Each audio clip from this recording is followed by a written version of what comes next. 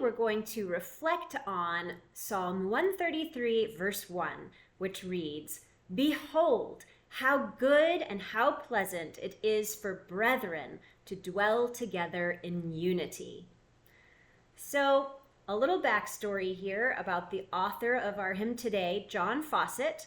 He was born in 1740 to a poor family in Yorkshire, England. He was orphaned at the age of 12, and then he was bound out to a tailor in Bradford, where he worked long hours. But despite that hard start to his life, he eventually learned how to read, and he mastered Pilgrim's Progress, which was a devotional classic by Bunyan. And from there, he goes on to hear a sermon being preached by George Whitefield in an open field. And at 16, he is converted, and he is filled with passion, and he wants to preach, and he goes and speaks to the evangelist directly, and Fawcett then gets George Whitefield's blessing. Moving on, Fawcett is an ordained Baptist minister by the age of 25, and then he is asked to serve as the pastor in a very small church in Wainsgate. And Wainsgate is off the beaten path, and the townspeople there were described as, quote, "all farmers and shepherds, poor as Job's turkey, an uncouth lot, whose speech one could hardly understand." They were unable to read and write, most of them pagans, cursed with vice and ignorance and wild tempers, end quote. That doesn't sound so great. But he goes off, Fawcett goes off, and he becomes the pastor in this town. And it said that it was the established church that had never touched this community, but it was the Baptists, the humble Baptists, that thought to send a traveling preacher there to Wainsgate.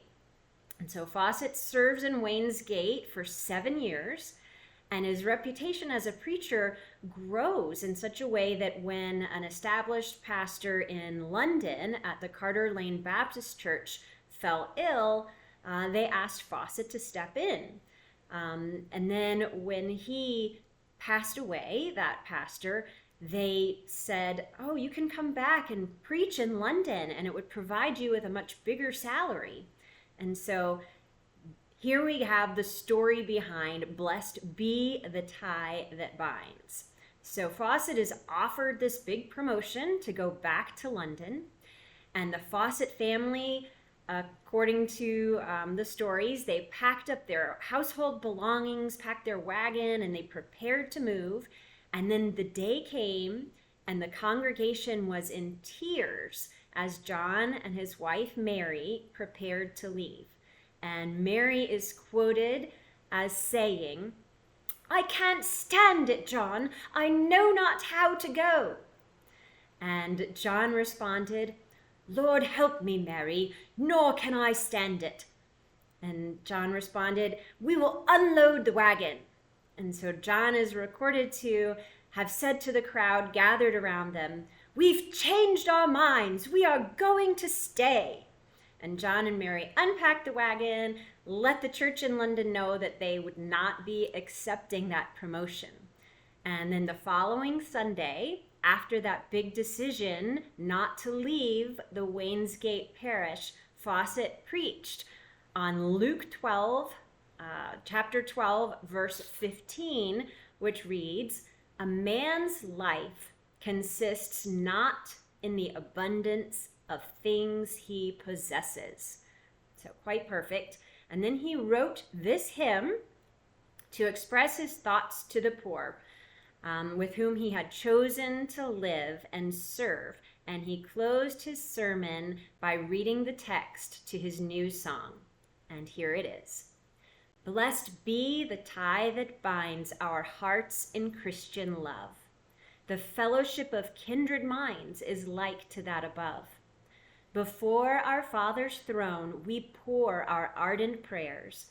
Our fears, our hopes, our aims are one, our comforts and our cares.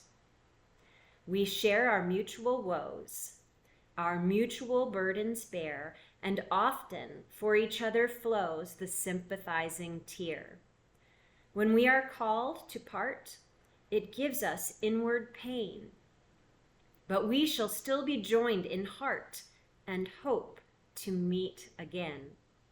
This glorious hope revives our courage, by the way, while each in expectation lives and waits to see the day.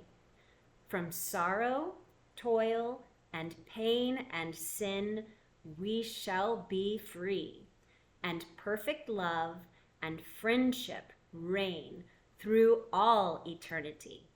So just beautiful words he wrote, and now you know that he wrote them very specifically for his parish out there, way off that beaten path, far away from London, his parish that he could not bring himself to leave.